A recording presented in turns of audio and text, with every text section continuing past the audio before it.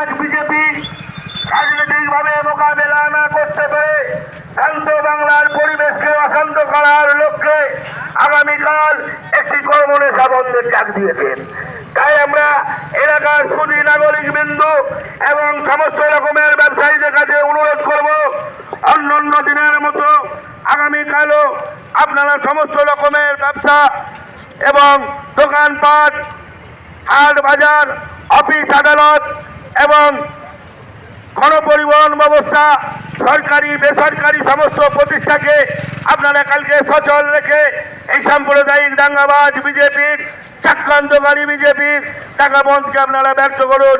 রাজ্য প্রশাসন, রাজ্য সরকার, আরামবাগের প্রশাসন, আরামবাগ শহর তৃণমূল কংগ্রেস সর্বদাই আপনাদের পাশে আছে।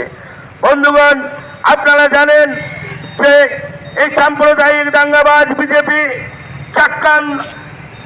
চক্রান্তকারী বিজেপি রাজনৈতিকভাবে মোকাবিলা না করতে পেরে শান্ত বাংলার পরিবেশকে অশান্ত করার লক্ষ্যে কালকে একটি কর্মনেশার বন্ধের ডাক দিয়েছেন।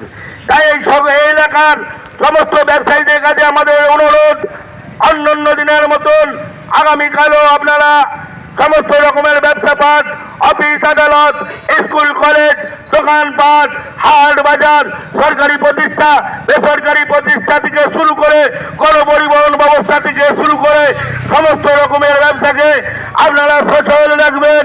রাজ্য প্রশাসন এবং রাজ্য সরকার এবং আরামবাগের প্রশাসন, আরামবাগ শহর তৃণমূল কংগ্রেস সর্বদাই আপনাদের পাশে আছে। দাদা, আপনি সাধারণ মানুষ কি বলবেন?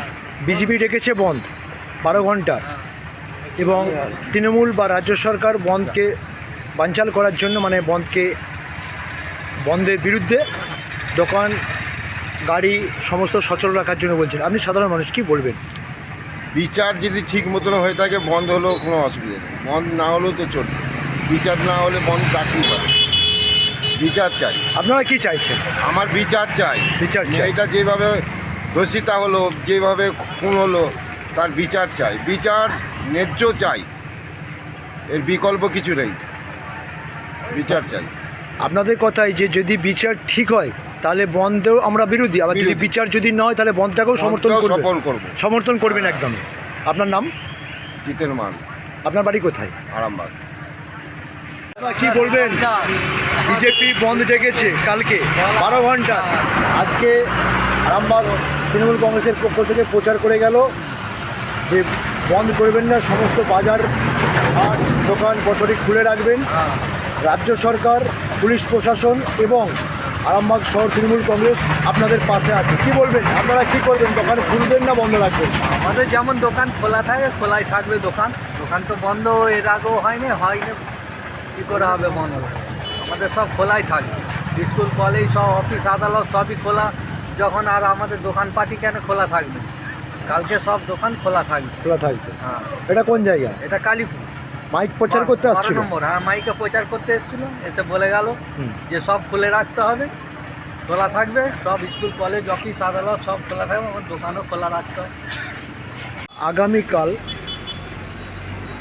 বিজেপি 12 ঘন্টার বন্ধ ডেকেছে এবং রাজ্য সরকার, পুলিশ প্রশাসন এবং তৃণমূল কংগ্রেস সেই বন্ধের বিরুদ্ধে তারা প্রচার করছে, মাইকিং করছে যে বন্ধ করা চলবে না। সাধারণভাবে যেরকম দোকানপাট প্রতিদিনের মতন খোলা থাকে, গাড়ি যেরকম চলে সেরকম চালাতে বলছে।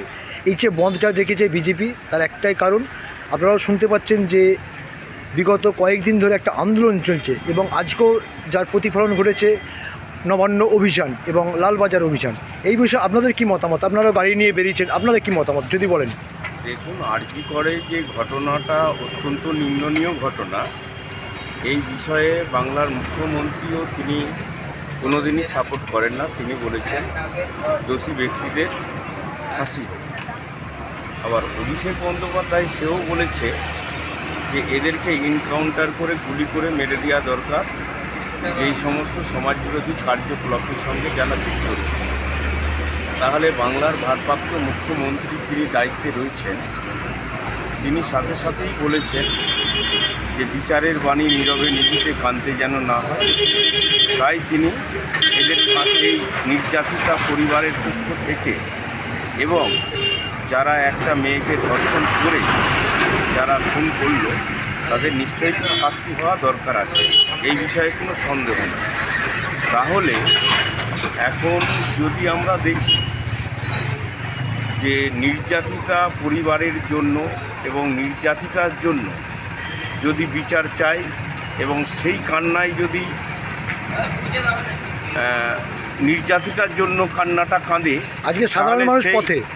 সেই জন্যে তাহলে সাধারণ মানুষ সাথ দেবে।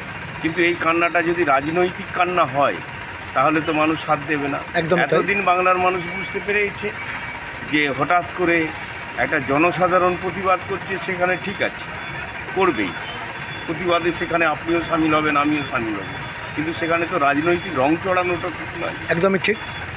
তো এটাই আমাদের পক্ষ থেকে অনুরোধ। এবং মমতা বন্দ্যোপাধ্যায়ও বিচার চেয়েছেন, আমরা সাধারণ মানুষও বিচার চাইছি, আর এমনই তাদের কঠোর শাস্তি হওয়া দরকার। এই রকম ধরনের কার্যকলাপের সঙ্গে আর যেন কেউ না যুক্ত থাকে।